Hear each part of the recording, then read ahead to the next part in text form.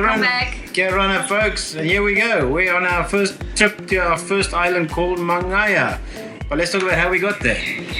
Yeah, very interesting because only with Air Rarotonga and a very small plane. So just 8 passengers and there was a doctor on board and somebody from New Zealand, but other than that, just the 2 of us. Yeah, a comfortable ride. Getting to the outer islands is not very easy. Not many of the islands are served by aeroplanes. Luckily, this particular one is. It's the closest island to Rarotonga, the main island of the Cook Islands. And it's about 45-minute ride. Right. The plane landed on a coral landing strip, which was built 40 odd years ago by, I believe, the Americans. Really cute to arrive there. So just a small hut, so not a real building, and it's just open when the planes arrive or depart. Other than that, it's completely closed.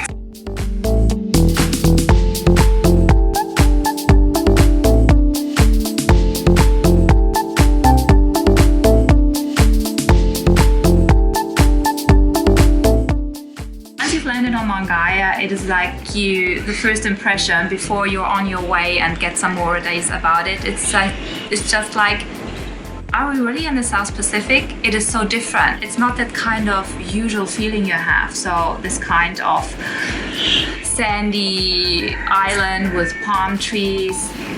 First impression, it's rough, but it's amazingly rough. Yeah, so it's very corally, very spiky, very hard coral, and often very black as well. Yeah. The whole island is one massive coral. It's a volcanic island, and there's something special. So there's a kind of highlight in the middle of it where they do have all their taro plants, and it was amazing to go there because it is so peaceful.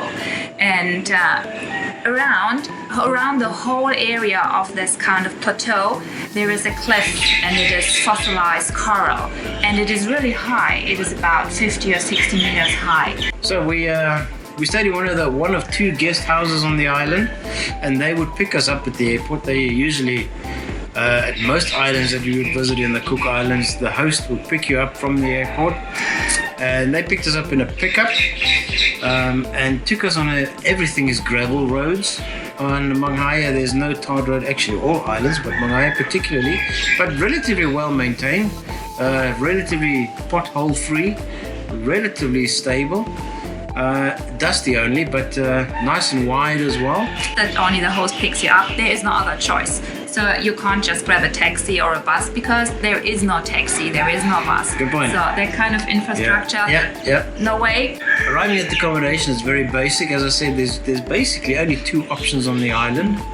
The one we stayed at was Babe's Place. Babe's Place. And that's really basic. They would provide all meals though, breakfast, lunch and dinner. Typically breakfast and lunch is basic. I would also describe it as a kind of, you're with the locals, so they host you, they have to, because there are no restaurants around, so this is your only choice. Yeah, good point.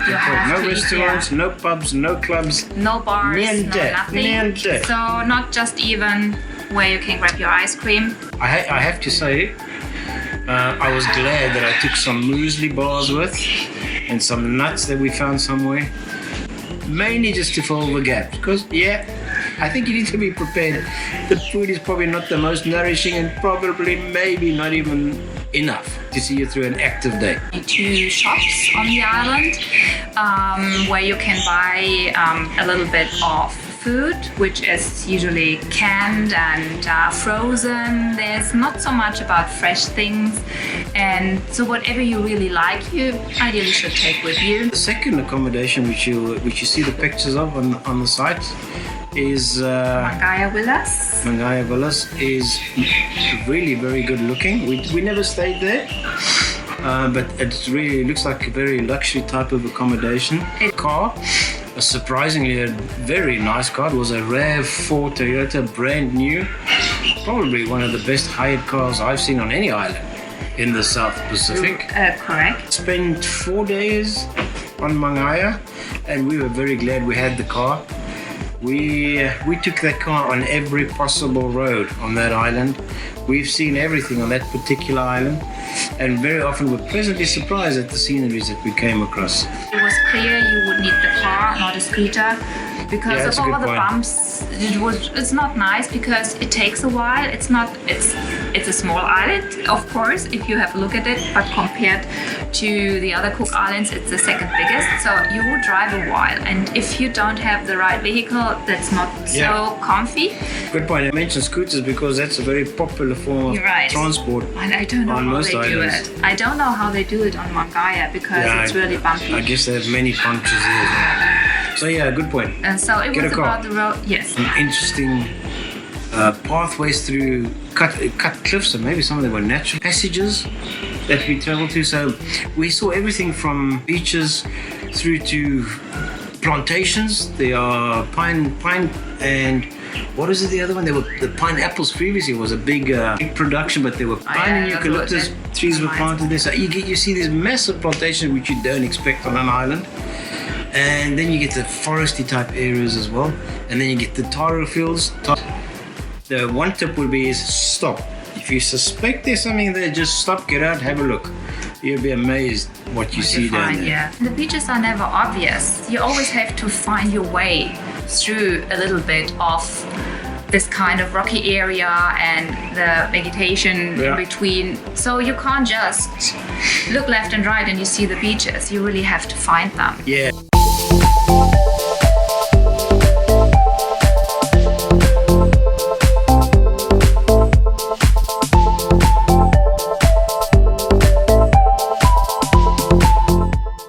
The ones that stood out of on day one was the fish feeding area, which is an amazing blue, deep blue, light blue, turquoise color waters, which we're used to obviously in these parts of the world.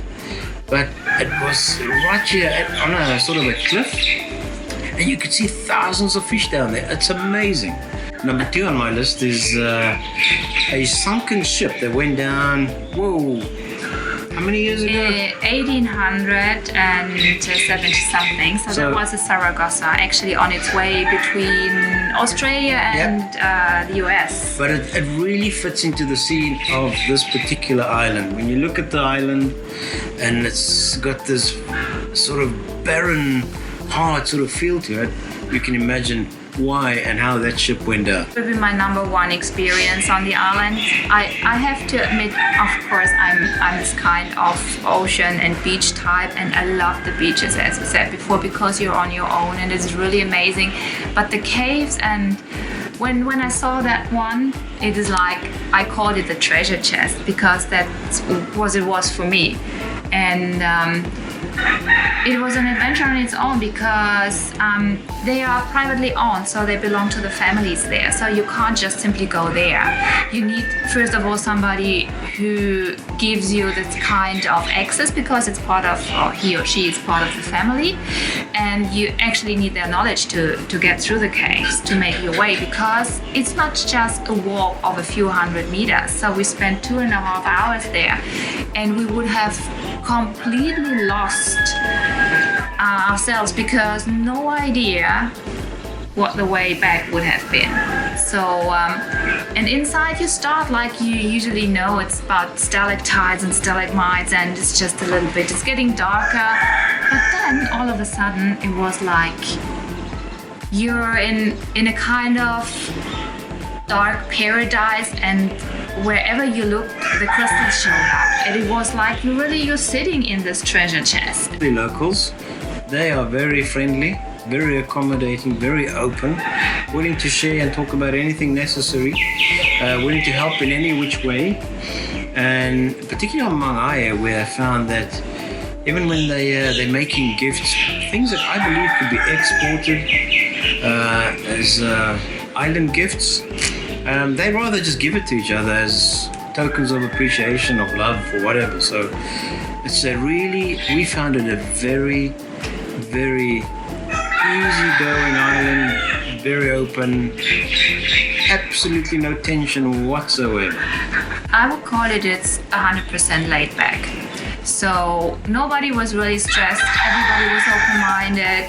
when we went through the towns or the villages and met people there, you remember on the sports field. So when it was holiday time and the kids were spending their time getting a little bit of entertainment, and everybody was just, oh, hi, and come and have a look. And so you're part of it right away. So actually, when I think back, it was probably the most colorful flight I ever had in the South Pacific. I mean, beside the ladies, having head A, neck A, so everywhere flowers myself, and I took his, so I had more than everybody on the plane. And then they had this kind of woven baskets, and this is where they carry things along. And there was a crayfish in it, and it was just like I'm in the middle of tomatoes. One filled with tomatoes, amazing. That was Mangaia. You want to know a bit more about Mangaia? Take a look at our website. We've got a lot more information on there. Got some maps, and then obviously in our ebook. Our ebook is filled with details on exactly who to speak to, where to find what, where to go. Everything is out there. So please take a look. Be sure that you're really interested in all these beautiful photos Piero took and our videos about Mangaia, to show you all these amazing places we've seen and discovered for you, and to get a good idea about this kind of amazingly but rough South Sea island. Very good. So as usual, me taki ma'ata Me taki and kakite. kakitera. See you again. Bye bye.